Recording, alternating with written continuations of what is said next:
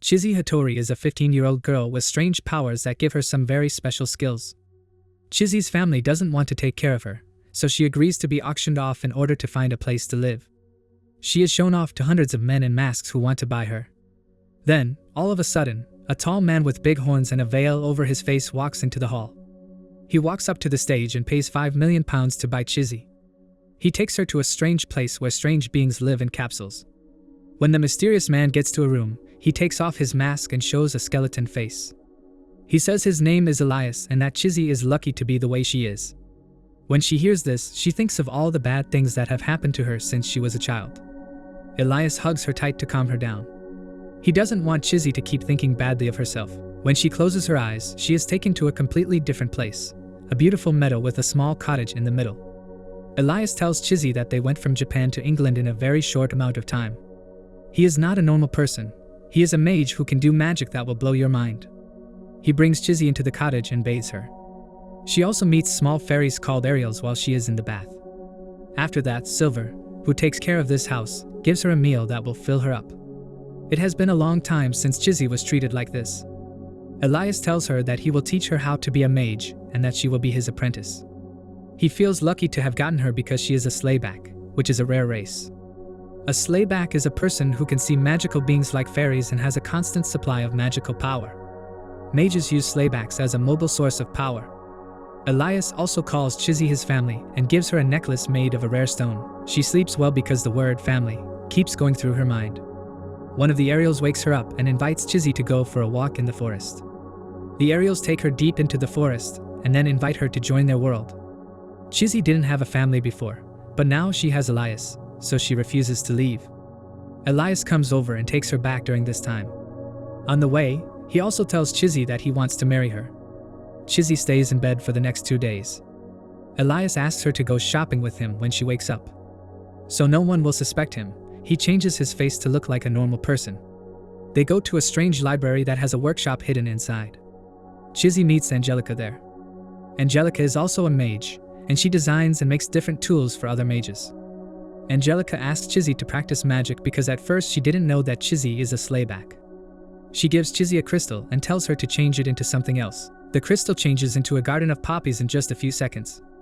Chise herself is shocked by how much power she has.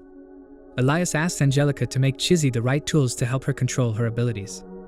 After the purchase, they go back home. At the door, they will meet a priest named Simon. He wanted to meet Elias and find out why it had taken him so long to get an apprentice.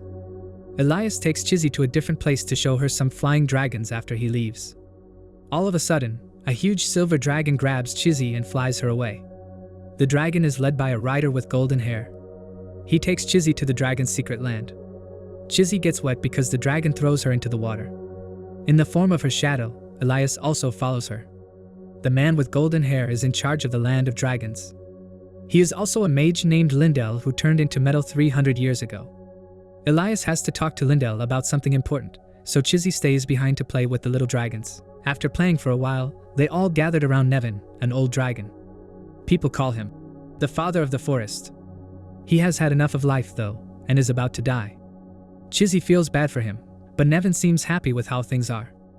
After taking their share of happiness and sadness from the world, everyone has to leave. It makes Chise think of the time she tried to kill herself. Nevin can tell what she is thinking and tells her that the living should never be jealous of the dead. Then he takes Chise to join his last flight in a dream.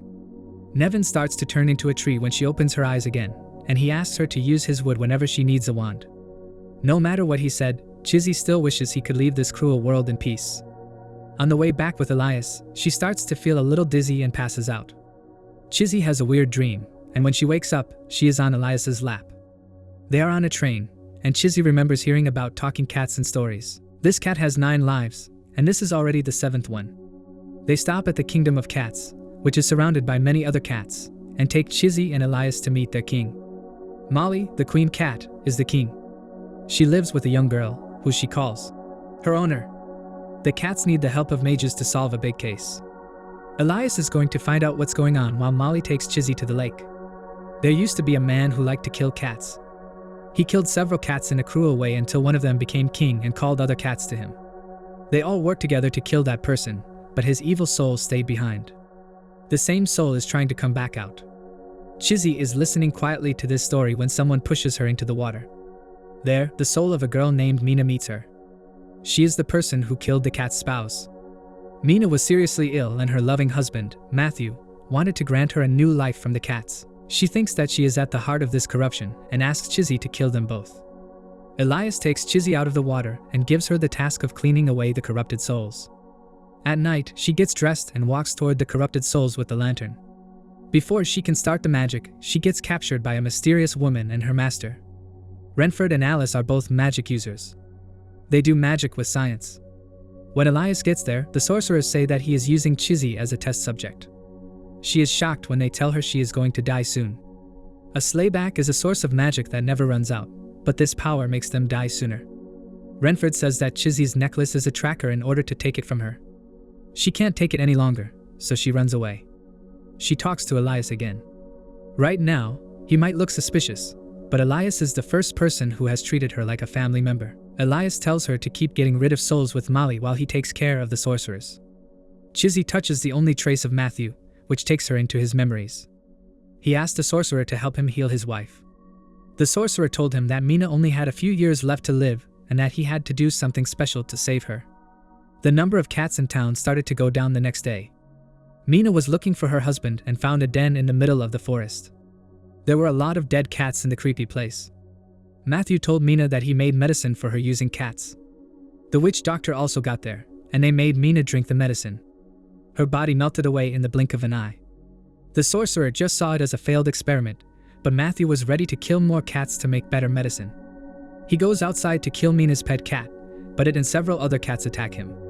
Chise meets Mina again after getting out of the memories. Mina asks Chise to help them get out of the memories. The souls have lost their way to their destination, and Molly is ready to die to show them the way. However, Chise decides to use Ariel's wind magic to show the souls the way, which gives the couple a happy ending. The sorcerers still think that Chise won't be able to do it, but Elias has full faith in her. Then, all of a sudden, there is a gust of wind full of petals, and Chise comes out carrying Molly. The sorcerers leave after seeing how well she did, but Elias is still thinking about Renford's missing hand. After the event, Chise is tired, so Elias carries her back to their house. She asks Elias when she will die on the way. He tells her she could die in 3 years, but he'll find a way to keep that from happening. He wants to be with her for a long time. He is neither human nor a fairy. He has seen thousands of humans but has never understood them. When he saw Chise, he thought she would stay with him because she had nowhere else to go. While Elias was saying this, Chise couldn't help but stare at his blank face.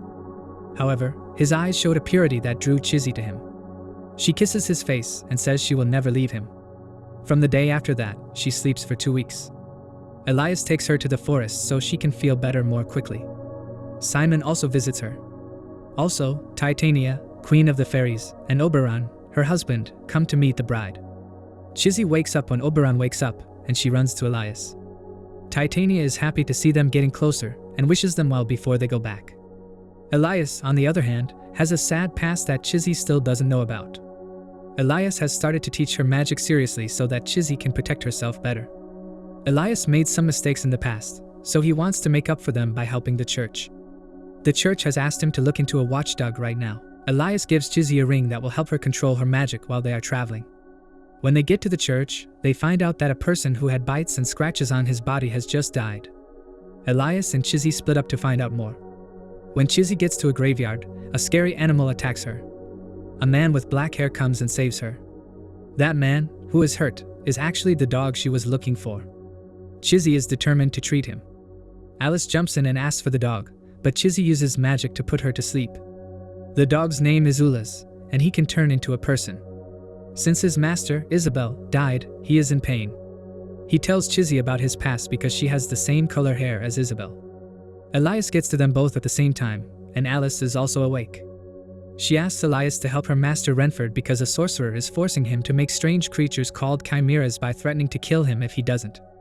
They are the ones who started the fights near the church. Elias agrees to help, but all of a sudden, someone comes up behind Alice and attacks her. Chise moves in front of the attack and takes it on herself. Alice said that it was the sorcerer named Cartaphilus. Elias can't stand for his loved one to be hurt, so when his anger gets the best of him, he turns into a huge, scary monster. Chise is thrown down by Elias, and Ulas catches her. Chise can see into the memories of Ulas. He always thought that Isabel would wake up again, but it never happened. He does not want to also lose Chise. She is lucky to be okay and open her eyes. In the meantime, Elias has killed the chimeras and is about to attack Cartaphilus, but Chise stops him. Renford comes over and shoots Cartaphilus, but he comes back to life and shows Renford and Isabel's creation, a chimera. Chise can't take this cruelty any longer. First Mina, then Isabel, Cartaphilus keeps messing with the lives of innocent people. Chise is losing control of herself, and her magic is getting out of hand. Lucky for them, a blue flame fairy steps in and stops the fight. Bullis shows that he wants to be Chise's familiar. A familiar is a fairy who gives his life to his master and becomes one with his master's fate. A familiar dies when his master dies. At first, Chise doesn't want to do it, but she gives in because she doesn't want Ulas to be alone. They make a spiritual promise, and Chise gives him the name Ruth. He gets over his feelings and kills the chimera with Isabel's face. Cartaphilus leaves because he is an evil person who will never die because of a curse. Chise can finally go home with Elias and Ruth after he leaves. Even though it's been 2 weeks since the event, Elias hasn't left his room. Silver says that Chise should go out for a bit. She goes shopping with Angelica after meeting her. When Chise gets back, she goes into Elias's room. His body has lost shape, and he asks Chise to spend the night with him. Elias has already left when she wakes up. Chise and Ruth look around the neighborhood and find an old man who is friendly and has a fairy inside of him. Chise takes a break there for a while, and Ruth keeps looking. After reading a love story at the old man's house, Chise starts to question how she feels about Elias. All of a sudden, Ruth tells her what's going on, and she runs into the forest. Elias is in the lake getting wet. Chise wants to know everything that's going on with Elias, but he asks for some time to think. A fairy quickly interrupts them to tell Chise that Lindell wants her to go see him by herself. Chise and Ruth ride on the dragon to get to the land of dragons. Lindell helps her get wood to make the wand. Soon, it will be night. Lindell doesn't understand why Chise is so close to someone as scary as Elias. Chise tells him that everyone wanted to get rid of her. Her mother killed herself, and her brother and father ran away. Elias was the only one who took Chise in. When Lindell hears this, he decides to tell her his story, too. People like him were born hundreds of years ago, but they didn't know what their magical powers were for or why they had lived for so long.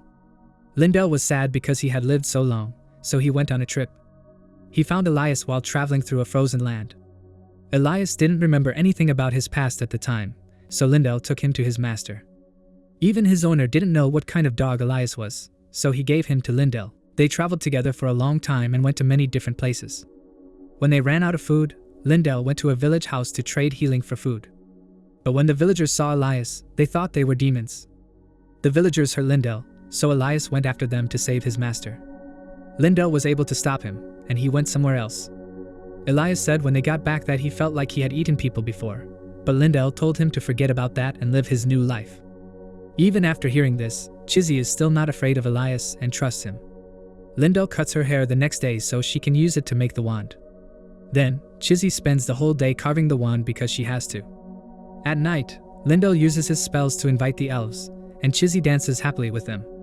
She thinks about how much she wants to show Elias this lovely view. Lindell uses a spell to talk to Elias through the water. Elias tells her that without her, the house feels cold. Chise is touched by this, and says she will come back soon because she also wants to talk about how she feels. Elias gets even more antsy and can't stop counting the days until he can see her again, just like a child. Chise, on the other hand, is done carving the wood. Lindell puts it together with her hair and some gems to make a pretty red wand. As soon as Chise holds it, she is teleported to a place where she meets Nevin again. Because of the wand, their lives are tied together. Nevin tells Chise that she should use this time to talk to herself.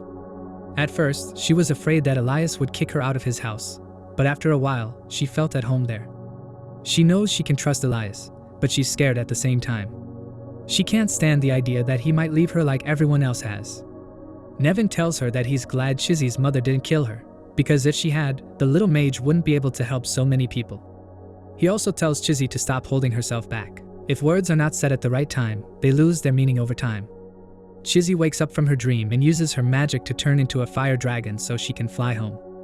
She can't wait to see Elias again and jumps into his arms as soon as she arrives.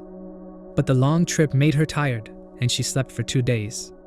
She thinks about all the nice people she has met so far when she wakes up. She thinks about how Elias made a big difference in her life. She now has a place she can call home for the first time.